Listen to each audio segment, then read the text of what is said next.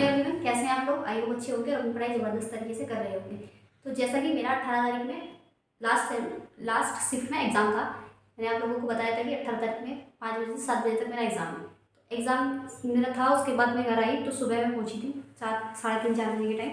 और अभी मैं एक रिव्यू दे रही हूँ उसमें कि मेरा कैसा एग्ज़ाम हुआ, क्या क्या चीज़ें मैंने नोटिस की है और जो मेरे क्वेश्चन याद रहे कुछ 2-3 मैंने वो लिख लिए। बाकी मैं बताती हूँ आपको कि कैसे आपको करना है। सबसे मेन प्रॉब्लम जो आ रही है, जो पेपर आ रहा है उसमें क्या है कि टाइम मैनेजमेंट की, जो कि मेरा भी नहीं हो पाया। पता नहीं कैसे मेरा सब कुछ टाइम मैथ और रीजनिंग में ही निकल गया और मैं लास्ट के क्वेश्चन 20 क्वेश्चन देख ही नहीं पाई। तो मेरा रिक्वेस्ट रहेगा आप लोगों से, अगर आप लोगों को लग रहा है कि आप लोग अबव एवरेज हो या मतलब एक्सीलेंट हो मैथ में, कैलकुलेशन में, तो आप 3 से 4 क्वेश्चन में जो अटैम्प्ट करने लायक नहीं है, जो कि एक नॉर्मल स्टूडेंट के लिए वो अटैम्प्ट करने के लायक नहीं है, क्योंकि वो बहुत ज़्यादा टाइम ले रहे हैं। बाकी 15 से 16 क्वेश्चन आप लोगों को मिलेंगे मैथ और रीजनिंग में, जो आप कर लोगे बहुत आराम से। लेकिन 3 से 4 क्वेश्चन जो है उन क्वेश्चन को आपको नहीं रीड करना है, मतलब रीड करना है, मेरा मतलब है कि अटैम्प्ट नहीं करना है। उन 4 क्वेश्चन को अगर आप छोड़ दोगे तो लास्ट के आपके 20 या 30 क्वेश्चन आप कर पाओगे। लेकिन अगर आप उन 4 क्वेश्चन के चक्कर में लगे तो आपके वो 4 क्वेश्चन के चक्कर में लास्ट के 20 से 30 क्वेश्चन या 15 क्वेश्चन मैक्सिमम छूटने ही वाले हैं। तो इसलिए मेरा आप लोगों से रिक्वेस्ट रहेगा कि आप लोग 3 से 4 क्वेश्चन का गैप लेके चलिए कि हम 3 से 4 क्वेश्चन मैथ और रीजनिंग में मेरे को छोड़नी है, जो कि कैलकुलेशन बहुत टफ होगी। तो अगर कैलकुलेशन जल्दी से हो पा रही है तो ठीक है, नहीं तो एक 20 से 30 सेकंड के बाद उस क्वेश्चन को नहीं देखना है जिसमें कैलकुलेशन आपको लग रहा है कि ज़्यादा रहने वाली है। ठीक है, तो आप लोग अपना टाइम मैनेजमेंट जरूर से करके रखना और लास्ट वाले सेक्शन के लिए यानी पार्ट बी के लिए 50 मिनट बचा के ही रखना। 50 नहीं तो 45 से 50 मिनट आप लोगों के पास होने चाहिए लास्ट वाले के लिए। तो अपना टाइम जो है ना कैलकुलेटेड रखना कि हाँ इतना टाइम इस सेक्शन में देना है, इतना इस सेक्शन में देना है। बाकी वहाँ टाइम चल रहा होगा तो उसके अकॉर्डिंग भी आप देख सकते हैं कि मेरे पास इतने मिनट बच गया तो मेरे पास इतना पार्ट है, तो मेरे को कितनी स्पीड से करना है कि कौन सा क्वेश्चन छोड़ना है, कौन सा नहीं छोड़ना है। वहाँ पर सिचुएशन डिपेंड करेगी कि आप लोगों को कौन सा क्वेश्चन छोड़ना है, कौन सा नहीं छोड़ना है। तो यहाँ मैं आपको कुछ भी बता दूँ, ये वाला क्वेश्चन छोड़ देना, वो वाला छोड़ देना, उससे फ़ायदा नहीं होगा। वहाँ आप अपनी टाइमिंग देखते रहना, जो आपका टाइम आ रहा होगा, यानी कि सारा टाइम टाइम देखने में ही निकाल दिया, ऐसा भी नहीं करना है। टाइम देखते रहना कि इतने मिनट हो चुकी है और अभी मेरे इतने क्वेश्चन बचे हैं, तो उसके हिसाब से कैलकुलेशन लगा के अपना जो थोड़ा बहुत दिमाग लगाओगे, तो थोड़ा बहुत गणित वहाँ पर लगा पाओगे कि इतने मिनट में मैं इतने क्वेश्चन कर लेता हूँ, उसके हिसाब से वो कर लेना। लेकिन लास्ट के लिए 40 से 50 मिनट के अप्रोक्स आप जरूर रख लेना। लास्ट के 45 मिनट्स जो होंगे आपके 100 क्वेश्चन के लिए आपके होंगे। लेकिन अगर अभी तक का जो सिर्फ देखी जाए तो वो 100 क्वेश्चन बहुत सही आ रहे हैं जिसमें आप अटेम्प्ट कर पाओगे। अगर आप 4 क्वेश्चन छोड़ देते हो तो वो 20 के क्वेश्चन में से आपके 15 क्वेश्चन सही होने का चांसेस बन जाता है। ठीक है, तो 15 क्वेश्चन 15 मार्क्स से होंगे और 4 क्वेश्चन 4 मार्क्स के होंगे। तो ये आपको डिसाइड करना है कि आपको 4 नंबर ज़्यादा अच्छे हैं या 15।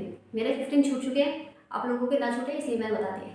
ठीक है, अगर आप लोगों को कुछ भी एग्जाम सेंटर से रिलेटेड कोई क्वेरी चाहिए होगी, मतलब क्वेरी होगी, तो वो जरूर आप कमेंट बॉक्स में पिन कर देना, मैं आप लोगों को वहाँ पर बता दूँगी। बाकी हाँ, मैंने जो क्वेश्चन दिखे हैं वो मैं बता देती हूँ। अभी रीजनिंग में सबसे पहले आपको रीजनिंग वाला पार्ट होने वाला था। उसमें रीजनिंग में रैंकिंग वाले क्वेश्चन आए हैं। 2 क्वेश्चन मेरे में थे।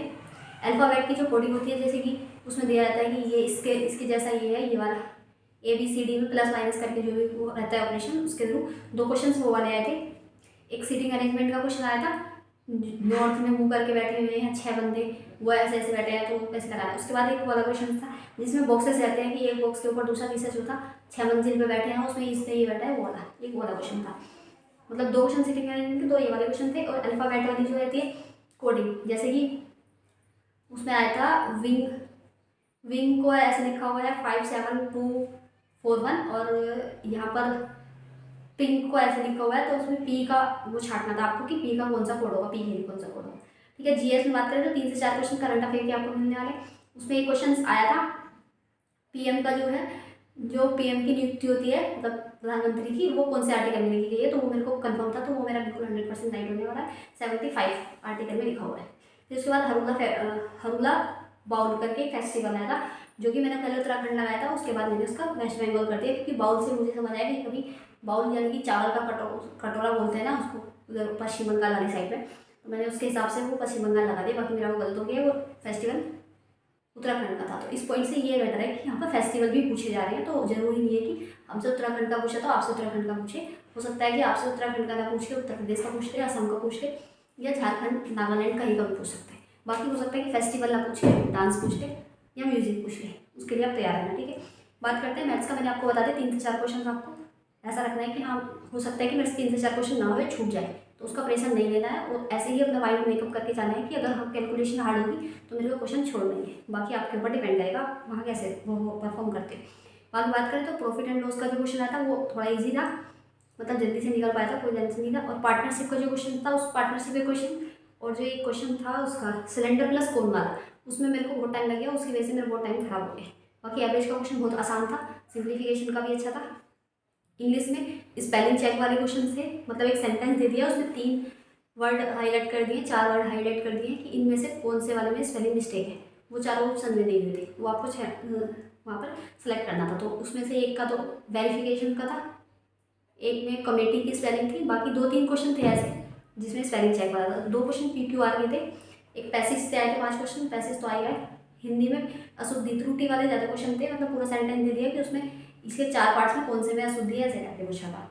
और एक कंचन का पर्यायवाची शब्द आया था, पर्यायवाची में भी 2-3 क्वेश्चन थे, विलोम शब्द भी आया था। और यहाँ पर रिक्त स्थान में पूछ लिया है, जैसे वह स्कूल जाती है तो वह वहाँ पर जाती है छोड़ दिया, या वह हमेशा ऐसे करके कुछ था तो उसमें हमेशा वाला ऑप्शन था, तो ये वाला आया था। बाकी अगर TM की बात करें, मतलब टीचिंग मेथडोलॉजी वाले में, तो राधाकृष्ण आयोग सिफारिश जो थी उसका आया था। एक्चुअल डेटा अगर मैं बताऊँ तो पियाजे का आया था, पियाजे की पहली स्टेज कौन सी है वो पूछा था।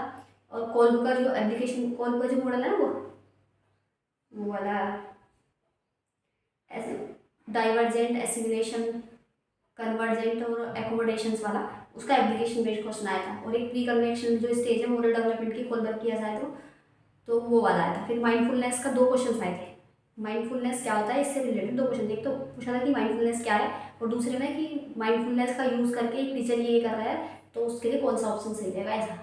एक स्कैप फोल्डिंग का भी आया था, डायरेक्ट नहीं बताया था कि बच्चा एक ही कर रहा है, अपने आप से नहीं कर पा रहा है तो टीचर उसकी हेल्प कर रहा है तो इसके लिए उसको क्या बोलेंगे, तो वो मैंने स्कैप फोल्डिंग उसका आंसर लगाया, ठीक है।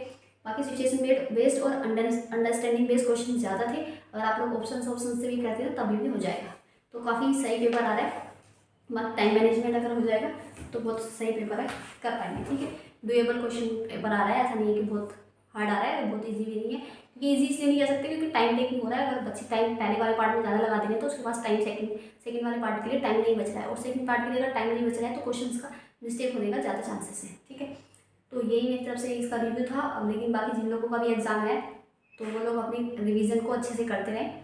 बाकी अगर आप लोगों को कुछ करना है तो एग्ज़ाम सेंटर के प्रेशर को घर छोड़ के जाए, और दूसरी बात अपना बेस्ट थे, टेंशन ना लें बिल्कुल भी।